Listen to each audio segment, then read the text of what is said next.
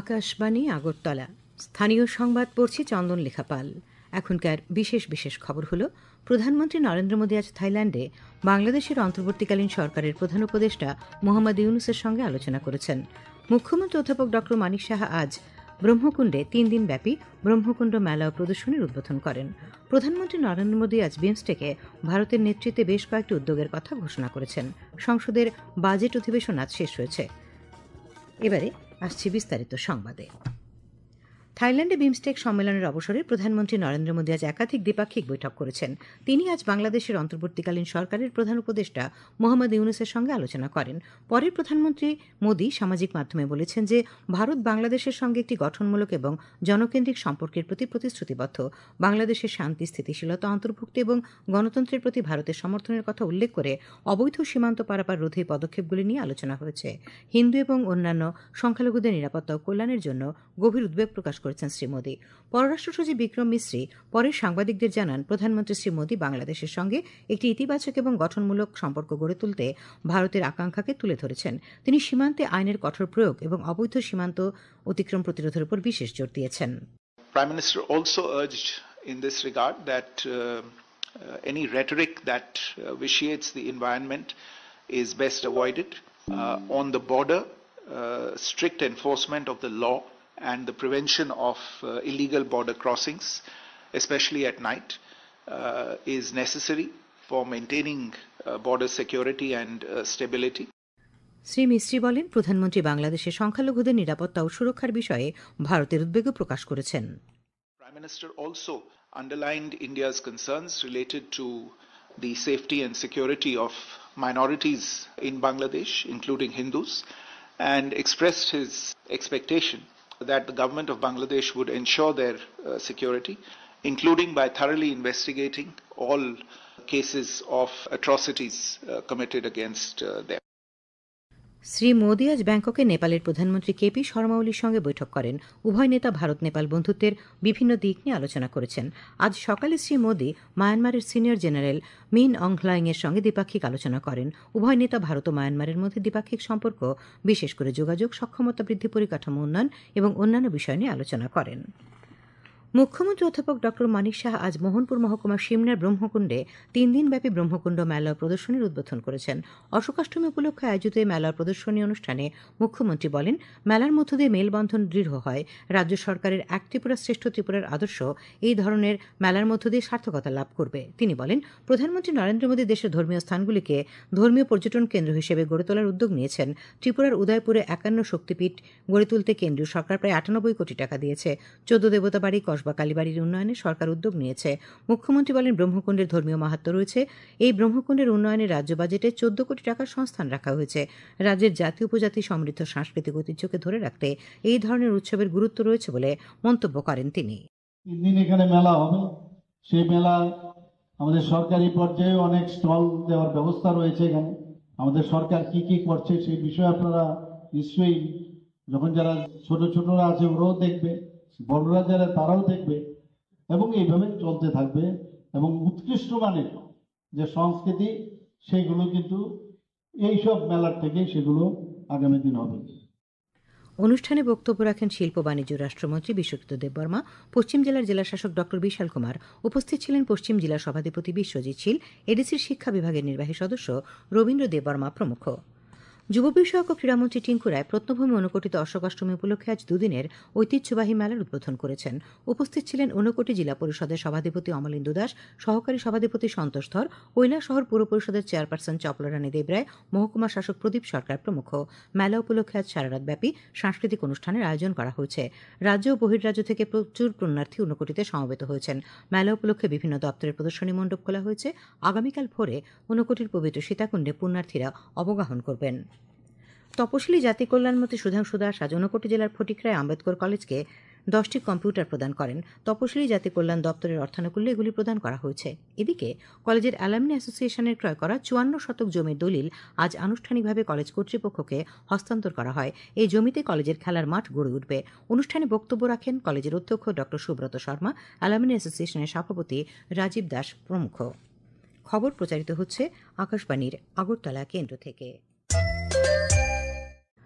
প্রধানমন্ত্রী নরেন্দ্র মোদী আজ বিমস্টেকের প্রতিষ্ঠান ও সক্ষমতা বৃদ্ধির জন্য ভারতের নেতৃত্বে বেশ কয়েকটি উদ্যোগের কথা ঘোষণা করেন। ব্যাংককের ষষ্ঠ বিমস্টেক শীর্ষ সম্মেলনে অংশ নিয়ে শ্রী মোদী উল্লেখ করেন যে ভারতে দুর্যোগ ব্যবস্থাপনা, সুস্থায়ী সামুদ্রিক পরিবহন, ঐতিহ্যবাহী চিকিৎসা এবং কৃষিতে গবেষণা ও প্রশিক্ষণের জন্য বিমস্টেক উৎকর্ষ কেন্দ্র স্থাপন করা হবে। তিনি তরুণদের দক্ষতা বৃদ্ধির জন্য একটি নতুন কর্মসূচি বোধির ঘোষণা করেছেন, যার অধীনে পেশাদার, শিক্ষার্থী, গবেষক, কূটনীতিক এবং অন্যান্য প্রশিক্ষণ এবং বৃত্তি প্রদান করা হবে। তিনি ডিজিটাল পাবলিক পরিকাঠামোতে আঞ্চলিক চাহিদা মূল্যায়নের জন্য ভারতের একটি পাইলট গবেষণা এবং এই অঞ্চলে ক্যান্সারের চিকিৎসার জন্য একটি সক্ষমতা বৃদ্ধির কর্মসূচির প্রস্তাব দিয়েছেন। বৃহত্তর আঞ্চলিক অর্থনৈতিক একীকরণের আহ্বান জানিয়ে প্রধানমন্ত্রী ভারতে বিমস্টেক চেম্বার অব কমার্স প্রতিষ্ঠা এবং প্রতি বছর বিমস্টেক ব্যবসায়িক শীর্ষ সম্মেলন আয়োজন করার প্রস্তাব দিয়েছেন। মায়ানমার এবং থাইল্যান্ডে ভয়াবহ ভূমিকম্পে প্রাণহানির জন্য শ্রী মোদী তাঁর সমবেদনা জানান। বিমস্টেক গ্রুপকে সফলভাবে পরিচালনা করার জন্য তিনি থাই প্রধানমন্ত্রী পেটংটন সিনাওয়াত্রাকে ধন্যবাদ জানান। দক্ষিণ এশিয়া ও দক্ষিণ পূর্ব এশিয়ার মধ্যে একটি গুরুত্বপূর্ণ সেতু হিসেবে বিমস্টেককে তুলে ধরে প্রধানমন্ত্রী বলেন যে এই গ্রুপ আঞ্চলিক সহযোগিতা, সমন্বয় এবং অগ্রগতির জন্য একটি কার্যকর প্ল্যাটফর্ম হয়ে উঠেছে। তিনি বিমস্টেকের এজেন্ডা এবং সক্ষমতা আরও জোরদার করার আহ্বান জানান। প্রধানমন্ত্রী বিমস্টেক সামুদ্রিক পরিবহন চুক্তি স্বাক্ষর, বিমস্টেক ব্যাংকক ভিশন 2030 গ্রহণ এবং বিমস্টেক বিশিষ্ট ব্যক্তিদের গোষ্ঠীর প্রতিবেদন গ্রহণকে স্বাগত জানিয়েছেন। বিমস্টেক সদস্য রাষ্ট্রগুলির শীর্ষ সম্মেলন ঘোষণাপত্র গ্রহণ করেছে। শ্রী মোদী ব্যাংককের ওয়াট ফো বৌদ্ধ মন্দির পরিদর্শন করেছেন। থাইল্যান্ড সফর সফলভাবে শেষ করার পর প্রধানমন্ত্রী শ্রী মোদী তার দুদেশের সফরের দ্বিতীয় পর্যায়ে শ্রীলঙ্কার উদ্দেশ্যে রওনা হয়েছেন। আজ সংসদের উভয় কক্ষের অধিবেশন অনির্দিষ্টকালের জন্য মুলতবি ঘোষণা করা হয়েছে। এর সঙ্গে সঙ্গে সংসদের বাজেট অধিবেশন শেষ হল। এই অধিবেশন গত 31 জানুয়ারি শুরু হয়েছিল। লোকসভায় সমাপ্তি ভাষণে অধ্যক্ষ ওম বিড়লা উল্লেখ করেন যে বাজেট অধিবেশনে নিম্নকক্ষ 16টি বিল পাশ করেছে। এর আগে সংসদীয় বিষয়ক মন্ত্রী কিরেন রিজিজু বলেন, রাজ্যসভায় ওয়াকফ সংশোধনী বিল 2025 নিয়ে 17 ঘণ্টারও বেশি আলোচনা হয়েছে, যা ইতিহাসে সর্বোচ্চ। তিনি বলেন, লোকসভাও বিলটির উপর প্রায় 14 ঘণ্টা আলোচনা হয়েছে। তিনি বলেন যে সমস্ত নিয়ম ও পদ্ধতি অনুসরণ করেই আইনটি পাশ করা হয়েছে। এদিকে ওয়াকফ বিল নিয়ে প্রতিক্রিয়া জানালেন সাংসদ রাজীব ভট্টাচার্য। আজ নতুন দিল্লিতে তিনি সাংবাদিকদের বলেন, ওয়াকফ বিল মুসলিম সম্প্রদায়ের জনগণের জন্য ন্যায় বিচার ও সাম্যের যুগের সূচনা করবে। এই ওয়াকফ বিল সংসদে অনুমোদনের ফলে গোটা মুসলিম সম্প্রদায়ের মানুষ উপকৃত হবেন। ওয়াকফ বিল অনুমোদনের ফলে সেখানে আমাদের যারা মানে গরিব অংশের মুসলিম সম্প্রদায়ের যারা দীর্ঘদিন ধরে বঞ্চিত ছিল, সেখানে মহিলা বলুন এবং সেখানে মুসলিম সম্প্রদায়ের অনেক যারা গরিব অংশের মানুষ, তাতে তারা উপকৃত হবেন এবং যারা বঞ্চিত হয়েছেন তাদের প্রতি ন্যায় বিচার পাওয়ার যে রাস্তা সেটা হয়েছে। রাজ্যে আজ বাসন্তী পুজোর সপ্তমী উদযাপিত হয়। গতকাল রাতে ষষ্ঠী বোধনের মধ্য দিয়ে দেবী বাসন্তীকে আবাহন করা হয়েছে। চিরাচরিত ঐতিহ্য মেনে আগরতলার দুর্গাবাড়িতে বাসন্তী পুজোর আয়োজন করা হয়েছে। আজ সপ্তমী তিথিতে পুজোয় দুর্গাবাড়িতে বহু পুণ্যার্থীর উপস্থিতি পরিলক্ষিত হয়। রাজ্যের বিভিন্ন ক্লাব ও বাড়িঘরে বাসন্তী পুজো হচ্ছে। All Tripura government doctors association, Unakoti এবং শ্রীরামপুর সার্বজনীন বাসন্তী পুজো কমিটির উদ্যোগে আজ শ্রীরামপুর ট্রাই জংশনে এক রক্তদান শিবির ও স্বাস্থ্য শিবিরের আয়োজন করা হয়। শিবিরে 21 জন স্বেচ্ছায় রক্তদান করেন। 86 জনের স্বাস্থ্য পরীক্ষা করে শিবিরে প্রয়োজনীয় ওষুধ দেওয়া হয়। উপস্থিত ছিলেন all Tripura government doctors association Unakoti জেলা কমিটির সভাপতি ডক্টর শঙ্কর শুভ্র দেবনাথ, সাধারণ সম্পাদক ডক্টর অরূপ চক্রবর্তী। মুখ্যমন্ত্রী অধ্যাপক ডক্টর মানিক সাহার পৌরোহিত্যে আজ টিআইএফটি ওয়ার রুমে আগরতলা ডেন্টাল কলেজের নতুন ভবন এবং হস্টেল নির্মাণ নিয়ে বৈঠক হয়। তিনি কলেজটি পরিচালনায় প্রতিটি বিষয়ে ডেন্টাল কাউন্সিল অব ইন্ডিয়ার নির্দেশিকা মেনে চলার উপর গুরুত্ব আরোপ করেন। উপস্থিত ছিলেন স্বাস্থ্য সচিব কিরণ গিত্তে সহ স্বাস্থ্য দপ্তরের পদস্থ আধিকারিকরা। আমতলী থানাধীন সূর্যমণি নগরে জাতীয় সড়কে আজ লরি ও বাইকের সংঘর্ষে কিষাণ সরকার নামে এক বাইক চালক প্রাণ হারিয়েছে। তার বাড়ি আমতলী থানাধীন গাবতলী এলাকায়। এদিকে আজ দুপুরে দক্ষিণ জেলার জোলাইবাড়ি বাইপাসে সড়ক দুর্ঘটনায় শ্যামল বৈদ্য নামে এক অটোচালক প্রাণ হারান। পুলিশ সূত্রে এই খবর জানা গেছে।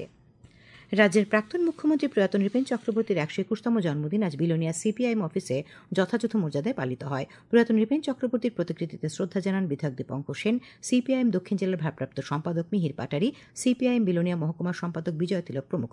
প্রয়াত নৃপেন চক্রবর্তীর কর্মময় জীবনের নানা দিক নিয়ে আলোচনা করেন বিধায়ক দীপঙ্কর সেন। কংগ্রেস সভাপতি আশিস কুমার সাহা আজ আগরতলায় প্রদেশ কংগ্রেস ভবনে এক সাংবাদিক সম্মেলনে জানান, 2023 সালের 18 সেপ্টেম্বর সিপাহীজলার তদানীন্তন জেলা শাসক রাজ্য সরকারকে চিঠি দিয়ে সিপাহীজলা জেলার জমি কেলেঙ্কারির ঘটনা সম্পর্কে বিস্তারিত জানিয়েছিলেন, কিন্তু রাজ্য সরকারের পক্ষ থেকে এখনও কোনো ধরনের ব্যবস্থা নেওয়া হয়নি। শ্রী সাহা এই ঘটনার তদন্তভার সিবিআইয়ের হাতে দেবার জন্য রাজ্য সরকারের প্রতি দাবি জানিয়েছেন। আবহাওয়া, আগামীকাল আকাশ আংশিক মেঘাচ্ছন্ন থাকবে। আগামীকাল তাপমাত্রা সর্বোচ্চ 35 ডিগ্রি সেলসিয়াস এবং সর্বনিম্ন 26 ডিগ্রি সেলসিয়াসের কাছাকাছি থাকতে পারে।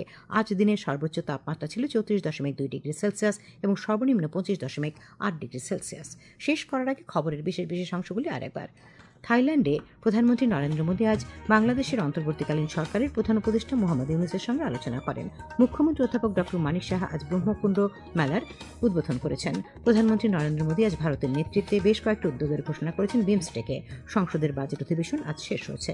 স্থানীয় সংবাদ আজকের মতো এখানে শেষ হলো। পরবর্তী বাংলা স্থানীয় সংবাদ শুনতে পাবেন আগামীকাল সকাল 7:35 মিনিটে।